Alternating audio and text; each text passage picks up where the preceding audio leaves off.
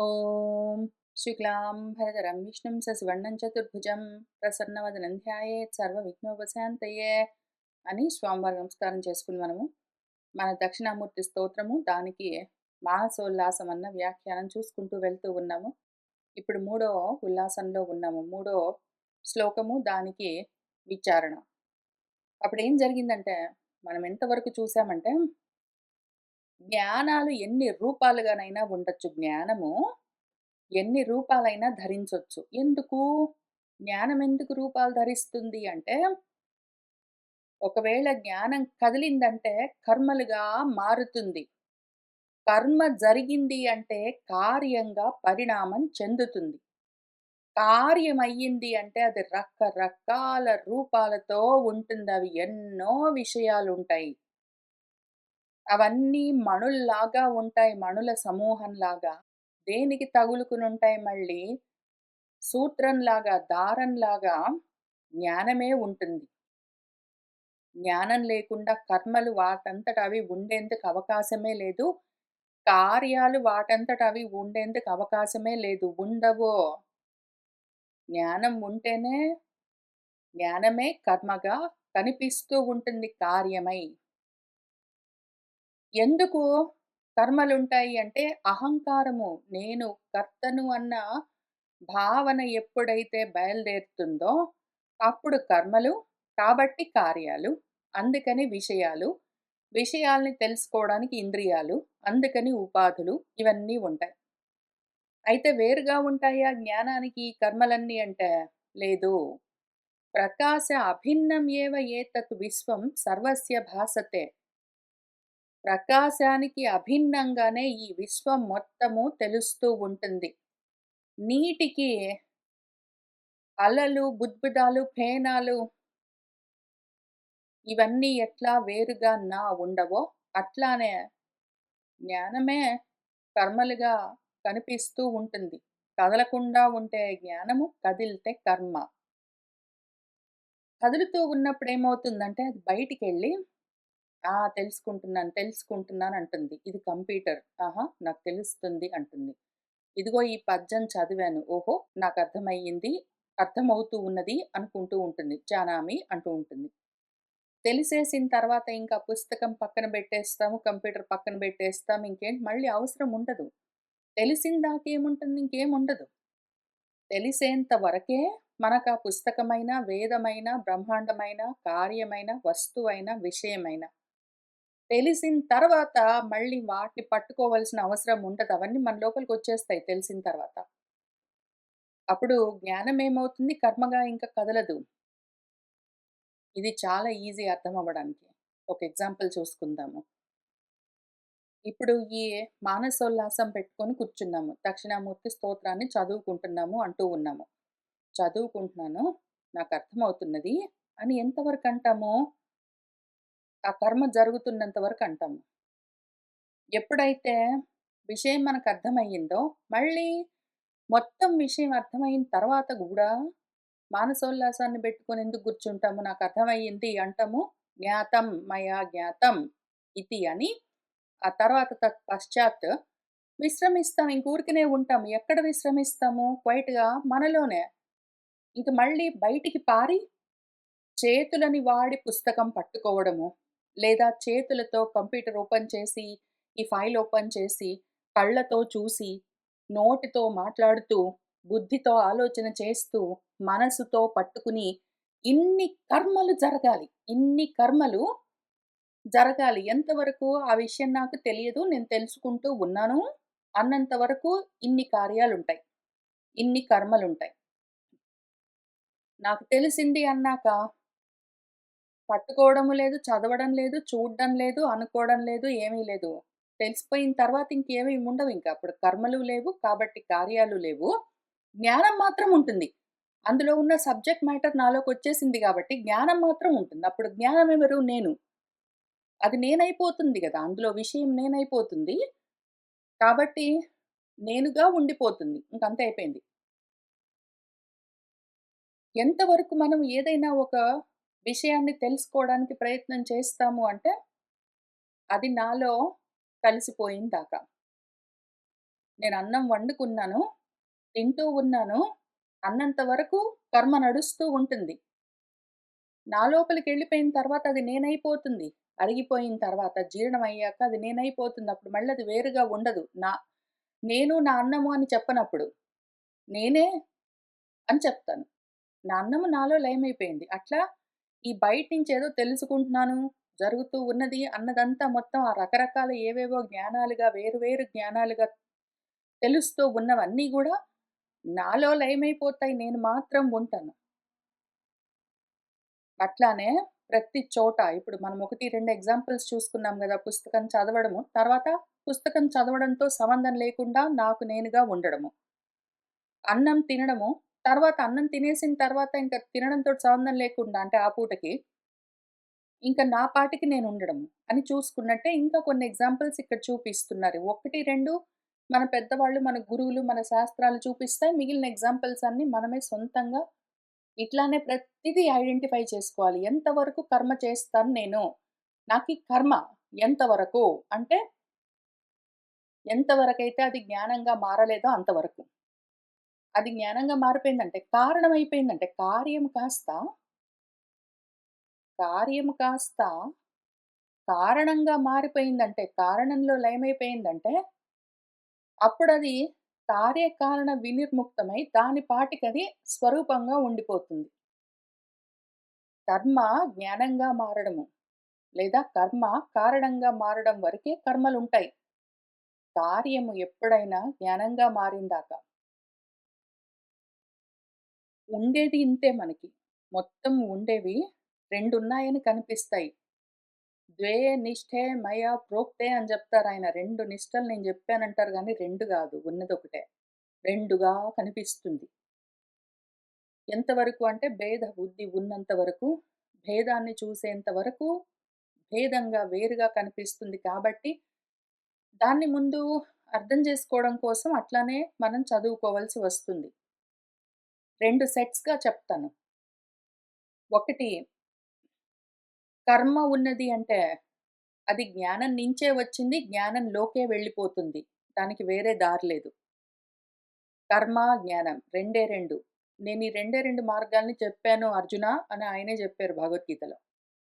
ఈ కర్మ, జ్ఞానాన్నే ఇంకొక రకంగా చెప్పాలంటే కార్యము, కారణము. కర్మ కార్యంగా మనకు తెలుస్తూ ఉంటుంది. కారణము జ్ఞానంగా తెలియకుండా అవ్యక్తంగా ఉంటుంది. ఇక్కడ మన సురేశ్వరాచార్యులు వారు చూపిస్తున్న ఎగ్జాంపుల్స్ కూడా చూసుకుందాము.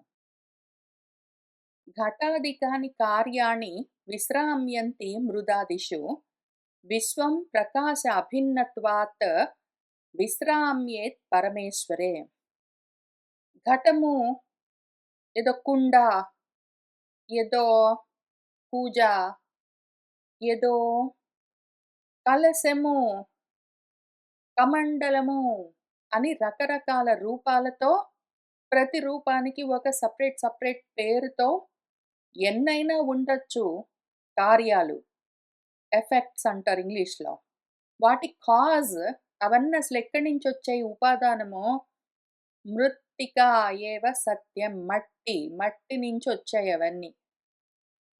ఇవన్నీ కుండలు, కూజలు అవన్నీ పగిలిపోతే మళ్ళీ ఎక్కడికెళ్తాయి? మట్టిగానే మారిపోతాయి. మట్టిలో నుంచొస్తాయి, మట్టిలోకెళ్ళిపోతాయి. మట్టే అయి ఉంటాయవి. మట్టి కాక వేరేవి కావు. కానీ ఏదో ఉపాధి పరంగా వేరుగా ఉన్నట్టుగా కనిపించినప్పుడల్లా మనం దానికో పేరు పెట్టి కూర్చుంటాము. అయితే ఎక్కడి నుంచొచ్చాయి కుండలు, కూజాలు మొత్తం అన్నీ? మట్టి నుంచొచ్చాయి. మళ్ళీ మట్టిలోకెళ్ళిపోతాయి. అంతా మట్టే అయి ఉన్నాయి ఎప్పుడూ గూడా. ఇట్లానే బంగారము, ఆభరణాలు అని జెప్తారు. ఇట్లానే ఇంకేమైనా చూసుకోవచ్చు మనము. ఇనుము, ఇనుముతో తయారైన ఏదో కత్తులు మొదలైన వస్తువులనుకోవచ్చు. ఇంకొక రకంగా చూద్దాము. ఈ విశ్వం కనిపిస్తూ ఉన్నది గదా! ఇది గూడా ఒక కార్యము, ఎఫెక్ట్. అది గూడా ఆ ప్రకాశము, జ్ఞాన ప్రకాశానికి భిన్నంగా లేనే లేదు. ఆ జ్ఞానంలో నించే ఈ కార్యము, జ్ఞానమే కారణంగా ఈ కార్యమైన విశ్వం మొత్తం కనిపిస్తూ ఉంటుంది. ఇది ప్రకాశము. జ్ఞానము ప్రకాశము. విశ్వము ప్రకాశ్యము అంటే ప్రకాశింపబడుతూ ఉన్నది. అంటే కనిపిస్తూ ఉన్నది అని అర్థం. అయితే ఎప్పుడైతే దానికి కార్యంగా ఉండవలసిన అవసరం లేదో, అప్పుడది కారణంలో అంటే ఏ పరమేశ్వరుడు ఆ జ్ఞాన స్వరూపమున్నాడో అందులోనే వెళ్లి విశ్రమిస్తుంది. అందులో లయమైపోతుంది ఇంతకి. అక్కడి నుంచే వస్తుంది. అందులోనే ఆగిపోతుంది. ఇట్లాంటిదే ఇంకొక ఎగ్జాంపుల్ చూద్దాము. నేను కొన్ని ఎగ్జాంపుల్స్ చెప్తాను. మీరు ప్రతిది పట్టుకొని ఇట్లానే చూడండి. కార్యకారణ సంబంధము, కర్మ, జ్ఞాన సంబంధము ప్రతి చోట ఉంటూనే ఉంటుంది. ప్రతి చోట, ప్రతి కర్మలో దాని వెనకాల జ్ఞానం ఉంటుంది. ప్రతి కార్యానికి దాని వెనకాల కారణం ఉంటుంది. ప్రతి కార్యం వెనకాల ఉన్న కారణాన్ని, ప్రతి కర్మ వెనకాల ఉన్న జ్ఞానాన్ని మనము చూడగలిగితే, ఆ ఆత్మ సాక్షాత్కారం ఇంకదే. మళ్ళీ ఇంకొక ఎగ్జాంపుల్ చూపిస్తాను. ఇప్పుడు మట్టిలో నుంచి కుండలన్నీ తయారై, మళ్ళీ మట్టిలోకే వెళ్లి కలిసినట్టు, పరమేశ్వరుడి నుంచే విశ్వమంతా తయారై వచ్చి, మళ్ళీ పరమేశ్వరుడిలోనే లయమైనట్టు, నిశ్శబ్దంలో నుంచే, మౌనంలో నుంచే శబ్దాలన్నీ వస్తాయి. మళ్ళీ అన్నీ మౌనంలోకే వెళ్లి ఆగిపోతాయి, అణిగిపోతాయి, లయమైపోతాయి. ఎక్కడి నుంచొస్తున్నాయి శబ్దాలన్నీ? నిశ్శబ్దంలో నుంచే వస్తున్నాయి. కావాలంటే చూసుకోండి. శబ్దాలు ముందు ఉండి, తర్వాత నిశ్శబ్దం ఉండదు. ముందు శబ్దాలు మొదలై, అందులో నుంచి నిశ్శబ్దం వచ్చి, మళ్ళీ నిశ్శబ్దంలో నుంచి శబ్దం దాకా వచ్చి ఆగడం అన్నదుండదు. అట్లా ఉండదు ఆ సైకిల్. సైకిల్ ఎక్కడ స్టార్ట్ అవుతుంది? నిశ్శబ్దం నుంచి స్టార్ట్ అవుతుంది. అక్కడి నుంచి శబ్దం. నేను శబ్దం అని ఆగిన తర్వాత గ్యాప్ ఇచ్చాను గదా! అప్పుడు మౌనం. నిశ్శబ్దంలో నుంచి శబ్దం, మళ్ళీ శబ్దం ఆగగానే నిశ్శబ్దం. ఈ శబ్దం ఎక్కడికెళ్ళి లయమైంది? నిశ్శబ్దంలో. అట్లానే ప్రకాశంలో నుంచే నీడ. మళ్ళీ నీడ ఎక్కడ వెళ్ళి కలిసిపోయింది అంటే లయమయింది అంటే ప్రకాశంలోనే. అందుకే నిశ్శబ్దంలో నుంచే శబ్దమొచ్చి, మళ్ళీ శబ్దము అణిగిపోయిందంటే మళ్ళీ నిశ్శబ్దమే ఉంటుంది. అసలు ఉన్నది ఎప్పుడూ నిశ్శబ్దమే ఉంటుంది. అసలు ఉన్నది ప్రధానంగా ఉన్నది ముఖ్యంగా నిశ్శబ్దమే. శబ్దం మధ్యలో వస్తుంటుంది, పోతూ ఉంటుంది, మారుతూ ఉంటుంది. వస్తూ ఉంటుంది, పోతూ ఉంటుంది, మారుతూ ఉంటుంది. ఏమి ఈ లక్షణాలున్న సబ్జెక్ట్ అసత్.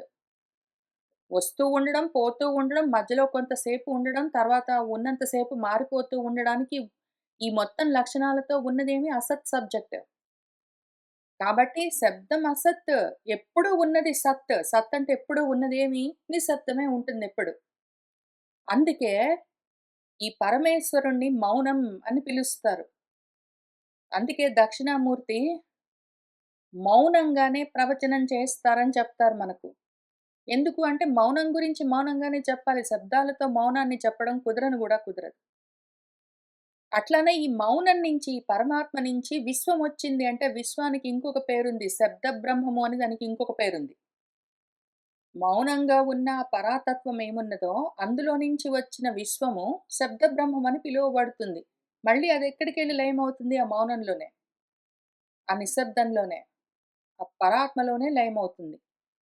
కాబట్టి కార్యకారణ సంబంధాన్ని మనం అర్థం చేసుకున్నామంటే, కార్యాలన్నీ దాటుకుంటూ మనం కారణాన్ని వెనకాలకి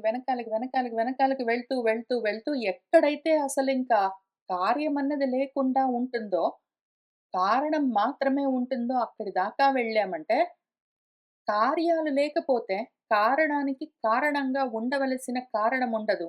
ఇంక అప్పుడు అది గూడా ఉండదు. కార్యకారణాలు వినిర్ముక్తమైనప్పుడు ఏది తన పాటికి తాను తను మాత్రంగా మిగిలి ఉంటుందో అది నేను. అది అసలు స్వరూపం. దాని పేరు ఆత్మ. దాని పేరు ఇంకేమైనా గావచ్చు కానీ అది. కానీ ఉన్నది కదండీ మరి ఆ శబ్దాలున్నట్టు ఇప్పుడు మౌనం ఉంటే తెలియదు గానీ, శబ్దం ఉంటే తెలుస్తుంటుంది. పరమేశ్వరుడు తెలియడు గానీ విశ్వం తెలుస్తుంటుంది. మట్టి ఎవరు పట్టించుకుంటారు? కుండలు అవన్నీ పనికొస్తాయి. వాటిని చూస్తారు. కర్మలే కనిపిస్తాయి. జ్ఞానం తెలియట్లేదు గదా! అంటే అట్లానే ఉంటుంది. మన కర్మ అట్లా కాలడం వల్ల అంతటా ఎప్పుడూ సత్తుగా ఉన్న జ్ఞానం మాత్రం తెలియదు. అక్కడి నుంచి కదులుతున్న కర్మలు తెలుస్తాయి, కార్యాలు కనిపిస్తాయి. మట్టి పట్టించుకోము, కుండలు మొదలైనవి మాత్రం తెలుస్తుంటాయి. పరమేశ్వరుడు తెలియకుండా ఉంటాడు. విశ్వం మాత్రం కళ్ళకు కనిపిస్తుంటుంది. మౌనము అర్థం చేసుకునే శక్తి లేదు. శబ్దాలు మాత్రం వినిపిస్తూ ఉంటాయి. మనం గూడా చేస్తూ ఉంటాం. ఎందుకింత కర్మ పట్టుకున్నది మనకు అంటే, స్వగతేన ఏవ కాళింనా ఏం చేస్తాము? మనలో ఉన్న నలుపు వల్లే మలినం దర్పణం యథా ఏదో అద్దానికి మాలిన్యం అంటుకున్నట్టు మన జ్ఞానానికి ఇదిగో మనలో నుంచి మళ్ళీ ఎక్కడి నుంచైనా వచ్చిందా అజ్ఞానము? ప్రకాశానికి వేరుగా ఉన్నదా నీడ? జ్ఞానానికి వేరుగా ఉన్నదా కర్మ? మట్టికి వేరుగా ఉన్నదా కుండ? అట్లానే ఆ దర్పణానికి వేరుగా లేదు ఆ నలుపు. అయినా గూడా మనకు దర్పణం కనిపించట్లేదు, అద్దం కనిపించట్లేదు, నలుపు కనిపిస్తున్నది. దాన్ని మాత్రం చూస్తాము. అద్దం స్వచ్ఛంగా ఉంది పాపము. కానీ దానిపైన మన అజ్ఞానం పైన అజ్ఞానం ఆవరించి ఉండడం చేత అందుకనే అజ్ఞానేన ఆవృతం జ్ఞానం తేన ముహ్యంతి జంతవః అని పాపము మన భగవద్గీతలో 5వ అధ్యాయంలో ఏం చెప్పుకుంటూ వచ్చారో ఇక్కడ అజ్ఞానేన ఆవృతం జ్ఞానం తేన ముహ్యంతి జంతవః అని ఉన్నదాన్ని ఉన్నట్టు ఆ పాదాన్ని యాజ్ ఇట్ ఈజ్ చెప్పారు మన సురేశ్వర్ల వారిక్కడ. జంతువులమై ఉన్నాం మనము. జీవభావంతో జన్మ తీసుకొనొచ్చాము. జీవభావంతో ఉంటాం గాబట్టి మనం జంతువులము. ఆ జీవభావంతో ఉండడం చేత నేనింత మాత్రమే అనుకుని మోహం చెందుతాము. అందుకనే నేనై ఉన్న స్వరూపం అది జ్ఞానము. ఈ అజ్ఞానము నేనింత మాత్రమే అన్న రకరకాల జ్ఞానాలతో ఎందుకు అంటే అహంకారం. ఈ మాలిన్యం ఏమి అంటే అహంకారం. నేను కర్మలు చేస్తాను అన్న ఆలోచన, సంకల్పం కలగ్గానే మనం అజ్ఞానంలోకి జారిపోయామని అర్థం. మళ్ళీ మనలో ఉన్న ఈ అజ్ఞానమేమి, జ్ఞానమన్న మన దర్పణానికి ఉన్న ఈ నలుపేమి అంటే మళ్ళీ కొత్తగా ఏం లేదు. అహంకారమే ఆ మాలిన్యము. నేను కర్మలు చేస్తాను అన్న భావమే జీవభావం. మళ్ళీ జీవభావమై నేను జంతువుగా ఉండడానికి కారణమేమి అంటే జీవభావము అంటే జీవభావం మళ్ళీ సెపరేట్‌గా ఉన్నదనుకోవద్దు. జీవభావం అంటే అహంకారం. నేను కర్మలు చేస్తాను అన్న భావము ఉంటేనే, ఇదిగో కార్య ప్రపంచము ఈ విశ్వమంతా తయారై వస్తుంది. అది ఆవరిస్తుంది. దాన్ని జూసుకొని నేనే మోహం పొందుతాను. ఇంకేంటో ఉందనుకుంటాను. ఇవన్నీ వేరు వేరు అనుకుంటాను. నేను వేరనుకుంటాను. వేరు వేరుగా చూస్తూ భేద బుద్ధితో నా అజ్ఞానంలో నేనే తగులుకుని ఉంటాను. ఎందుకు అంటే, అజ్ఞానం గూడా మళ్ళీ వేరుగా లేదు. అది గూడా నాదే. మోహం పొందడం, పొందకపోవడం. మోహాన్ని నేను అధివసించి ఉన్నానా? మోహానికి నేను వశుడినై ఉన్నానా? అది గూడా నా ఇచ్చ ప్రకారం నా ఇష్టం వచ్చినట్టు చేసుకుంటాను. మోహానికి వశుడినై ఎప్పుడుంటానో అహంకారంతో ఉన్నప్పుడు కర్మలు చేస్తున్నాను, చెయ్యాలి అనుకున్నప్పుడు. లేకపోతే దాన్ని దాటి ఉంటాను. నేను చేస్తున్నాను అనుకోకపోతే మోహాన్ని దాటి ఉంటాను. ఎందుకు అంటే నేను కర్మలు చేస్తున్నాను అనుకోను గాబట్టి. అహంకారమే మోహం గాబట్టి, అదే నాలోని అజ్ఞానము మాలిన్యం గాబట్టి, నేను కర్మలు చేస్తున్నాను అనుకున్నంత వరకు ఈ మాలిన్యంతో, అహంకారంతో, అజ్ఞానంతో ఉంటాను. నేను కర్మలు చేయనవసరం లేదు. నాకు కర్మలు లేను గూడా లేవో అనుకున్నప్పుడు నేను జ్ఞానంగా మాత్రం ఉంటాను. అప్పుడు అజ్ఞానం ఎందుకుంటుందింకా? నేను కర్మలు చేయవలసిన పని లేదు. అసలు నాకు కర్మలు లేను గూడా లేవు. అనుకున్నప్పుడు అహంకారం ఎందుకుంటుంది? అహంకర్త భావం ఉండదు గాబట్టి అహంకారం ఉండదు. కర్మలు లేవు గాబట్టి జ్ఞానం మాత్రం ఉంటుంది. కాబట్టి అజ్ఞానం ఉండదు.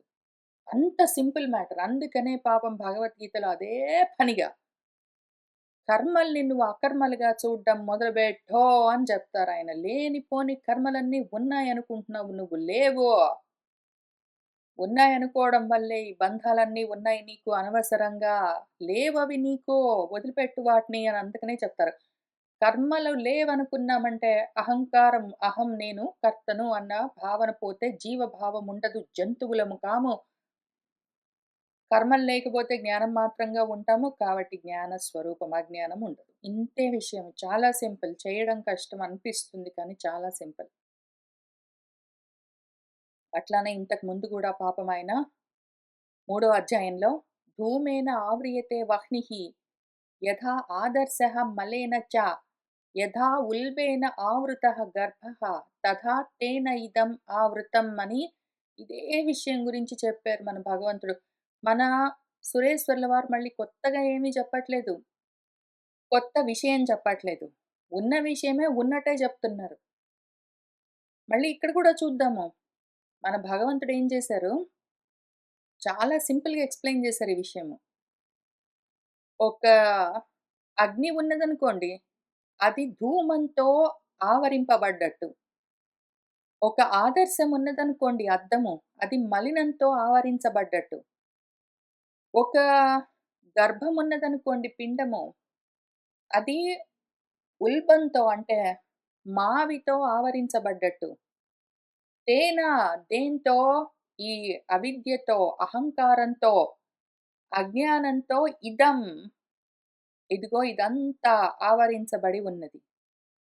ఏషః ఇంతకదేమి కామము అది క్రోధంగా కూడా కనిపిస్తుంది. ఈ కామము, క్రోధము మళ్ళీ వేరు వేరుగా లేవు. ఒక్కటే 2 రూపాలు. ఎక్కడి నుంచొచ్చింది? రజోగుణంతోటొచ్చింది. మహా ఆసనము, మహా పాపిష్టిదది. ఇది మనకు శత్రువు. ఈ శత్రువు మనల్ని ఆవరించి ఉన్నది. ఆవృతం జ్ఞానం ఏతేన జ్ఞానినః నిత్యమైన వైరి ఇది శత్రువు. కామరూపం ఆయన ఇంకా వెనక్కెళ్ళారు. మన భగవంతుడు ఇంకా వెనక్కెళ్ళారు. నేనెంత వరకు చెప్తూ వచ్చానో, అహంకారం ఉన్నది అంటే, నేను కర్మలు చేస్తూ ఉన్నాను అంటే, అహంకర్త భావం ఉన్నది అంటే, కర్మలుంటాయి, కార్యాలుంటాయి. కాబట్టి ఈ విశ్వమంతా ఉంటుంది. నువ్వు తగులుకొనుంటావు. దాన్ని చూసి నువ్వే మోహం చెందుతూ ఉంటావు. నీ జ్ఞానాన్ని ఇదే ఈ అజ్ఞానమే ఆవరించి ఉంటుందని చెప్పాను గదా! మన భగవంతుడు ఏం చేశారు, అసలు ఈ కర్మలెందుకుంటాయిక్కడ? అహంకారం ఎందుకుంటుందసలు? నేను కర్మలు చేసేవాడిని, అహం కర్త అన్న భావన మనకెందుకు కలుగుతుంది అంటే, కర్మలు ఎవడైనా ఎందుకు చేస్తాడు? పనెందుకు చేస్తాడు ఎవడైనా? ఏదో కోరికుంటే చేస్తాడు ఎవడైనా. ఏదో కోరికుంటే నాకిది కావాలి అని వాడికనిపిస్తే, నాకీ అనుభవం కావాలి, నేనిది సాధించాలి అని ఎవడైనా అనుకుంటే, అందుకోసం వాడు ఏదైనా కర్మ చేయవలసొస్తుంది. కాబట్టి కర్మ వెనకాల ఉన్న కారణాన్ని గూడా ఆయన ఐడెంటిఫై జేసి, అసలు రూట్ కాజ్ అసలు పైగా ఇంకా అక్కడికి గూడా ఆగలేదు మన భగవంతుడు. కర్మ వెనకాల ఇప్పుడు జ్ఞానం కర్మగా ఎందుకు పరిణామం చెందింది అంటే, కర్మ వెనకాల కారణము కామము అని చెప్పారు. కామం ఎందుకొచ్చింది అంటే, రజోగుణం నుంచొచ్చింది అని జెప్పారు. కాబట్టి నువ్వు రజోగుణాన్ని కంట్రోల్ జేసుకో, సత్వగుణాన్ని పెంచుకో. ఎట్లా పెంచుకుంటావంటే అని 13థ్ చాప్టర్ నుంచి 18థ్ చాప్టర్ వరకాయన. ఒక 55 శ్లోకాలు. అదే పనిగా రజోగుణాన్ని కంట్రోల్ జేసుకోవడం ఎట్లా? రజో అంటే తమో గుణం కూడా. రజో, తమో గుణాల్ని ఎట్లా ఐడెంటిఫై చేయాలి? ఎట్లా కంట్రోల్ జేసుకోవాలి అని చెప్పారు. ఎందుకు? రజోగుణాన్ని కంట్రోల్ చేశావంటే కోపాలు కంట్రోల్ అవుతాయి. కోరికలు కంట్రోల్ అయ్యాయంటే కర్మలుండవు. కర్మలు ఆగిపోతే నువ్వు జ్ఞానం మాత్రంగా ఉంటావు. చూసావా? అంత సింపుల్‌గా ఆయన దాన్ని యాక్చువల్‌గా ఆచరించడానికి వీలుగా మనకు ఎట్లా చెప్పారు? పసిపిల్లలకి చెప్పినట్టు. ఇదిగో నువ్వు ఇది తిన్నావనుకో, నీకు రజోగుణం, తమోగుణం పెరుగుతాయి తగ్గించుకో. నువ్వు ఈ రకంగా దానాలు చేసావనుకో, రజో, తమో గుణాలు ఎక్కువగా పైనొచ్చుంటే ఇట్లా చేస్తావు. ఇవి చెయ్యకు. ఈ రకంగా దానాలు చేసావనుకో, సత్వగుణం పైకొచ్చుంటుంది. ఈ విధంగా చెయ్యి. ఇదిగో నువ్వు ఈ విధంగా కర్మలు చేసావనుకో, ఈ విధంగా ఆలోచన చేసావనుకో, ఈ విధంగా శౌచం పాటించావనుకో, ఈ విధంగా నువ్వు ఏవో యజ్ఞాలు చేసావనుకో, ఏదో ఒకటి ఏ పని ప్రతి పనిలో ఈ 3 గుణాల్ని చాలా భాగం ఆయన ఐడెంటిఫై చేసి 55 సెక్షన్స్ కింద, టాపిక్స్ కింద చూపిస్తూ వచ్చారు. వాటిని ఒక్కొక్క దాన్ని పట్టుకుని అందులో ఉన్న రజోతమో గుణాల్ని మనం శుద్ధి చేసుకుంటూ వెళ్ళామంటే, రజోతమో గుణాలు తగ్గితే కామక్రోధాలు తగ్గుతాయి. అవి తగ్గితే కర్మలు తగ్గుతాయి. కర్మలు తగ్గితే అహంకారం లాంటి అజ్ఞానము ఆవరించి ఉండడం అన్నది ఉండదు. దాంతో మోహం లేదు. జ్ఞానం ఒక్కటే ఉంటుంది. కర్మలు లేకుండా నా పాటికి నేను జ్ఞానమాత్రంగా ఉంటాను. అంత సులువు చేయగలిగితే చెయ్యాలన్న ఉద్దేశం ఉంటే చేసే తత్పరత ఉంటే. घटाकाशः महाकाशः घटोपाधिकृतः यथा देहोपाधिकृतः भेदः जीवात् परमात्मनोः. జీవాత్మ, పరమాత్మ అని ఏంటేంటో జెప్తారు. జీవ అంటారు, పర అంటారు. ఆత్మ మాత్రం ఒకటే కామన్. జీవాత్మగా, పరమాత్మగా ఈ భేదంతో వేరు వేరుగా ఎందుకు కనిపిస్తాయంటే దేహోపాధికృతం ఇదంతా. దేహాలు చూడ్డం వల్ల ఉపాధులతో ఉండడం చేత వేరు వేరుగా కనిపిస్తాయి.